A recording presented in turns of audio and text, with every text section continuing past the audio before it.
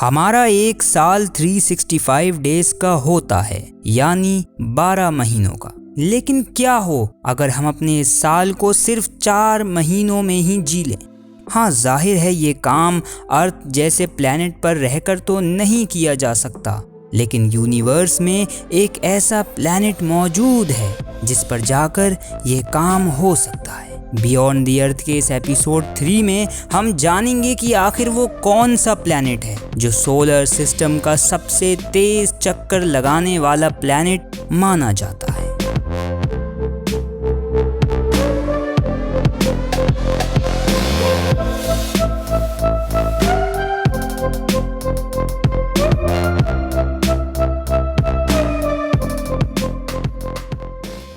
Mercury एक ऐसा planet है जिसे टेलीस्कोप के बिना भी देखा जा सकता है।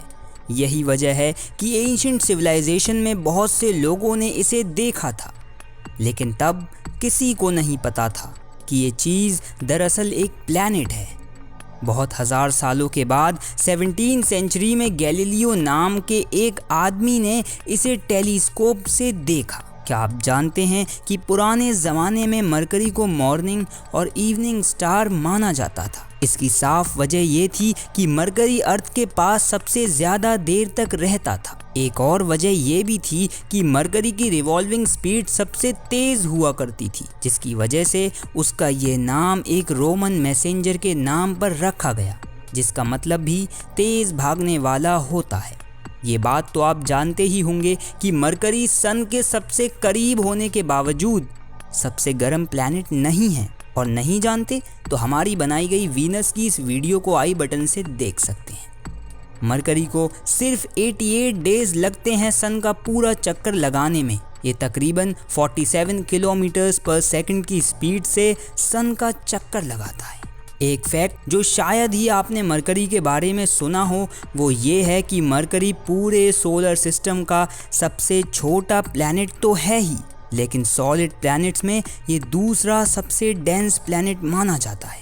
अगर आप जानते हैं कि पहला डेंस प्लैनेट कौन सा है तो कमेंट सेक्शन में ज़रूर बताइएगा।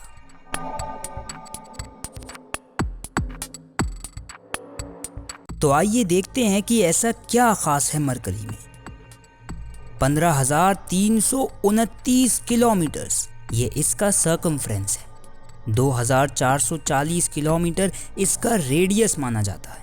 सन से तकरीबन 58 मिलियन किलोमीटर दूर है, फिर भी सबसे पास माना जाता है। टेम्परेचर है इसका -180 डिग्री सेल्सियस से 430 सेल्सियस तक। एक दिन बिताने जाएंगे तो अर्थ के 59 डेज लग जाएंगे, यानी एक दिन 59 अर्थ डेज जितना लंबा होता है यहाँ। और इसके भागने की तेज़ी के तो क्या ही कहने।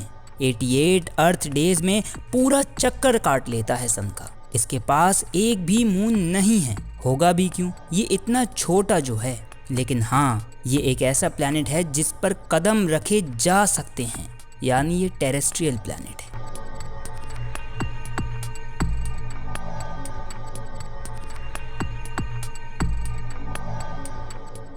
चलिए अब मरकरी की ज़मीन पर खड़े होकर इसके आसमान को देखते हैं। वैसे तो देखने को कुछ भी नहीं है, लेकिन फिर भी इसका atmosphere oxygen, sodium, hydrogen, helium और पोटेशियम से बना होता है। मरकरी का एटमॉस्फेयर इतना पतला होता है कि इसकी आखिरी लेयर, जिसे एग्जॉस्फेयर कहते हैं, वो भी किसी एक्सटर्नल स्पेस ऑब्जेक्ट को आने से रोक नहीं सकती। यही वजह है कि इसकी ज़मीन पर हर तरफ बस गड्ढे ही गड्ढे हैं। इसका सॉलिड सरफेस सिलिकेट और मेटल से बना हुआ होता है, जिसमें सबसे ज़्यादा क्वांटिटी आयरन मेटल की होती है। इस प्लैनेट की सबसे बड़ी खासियत तो ये है कि इसके पास कोई भी मून नहीं होता, लेकिन इसके पास सन होता है। और ये सन ही है जिसकी वजह से कोई भी मून मरकरी के पास फॉर्म नहीं हो सकता। अगर मान लें कि एक मून मरकरी के पास फॉर्म हो भी जाए तो सन अपनी ग्रेविटेशनल फोर्स से उस मून को ऑर्बिट से खींच लेगा।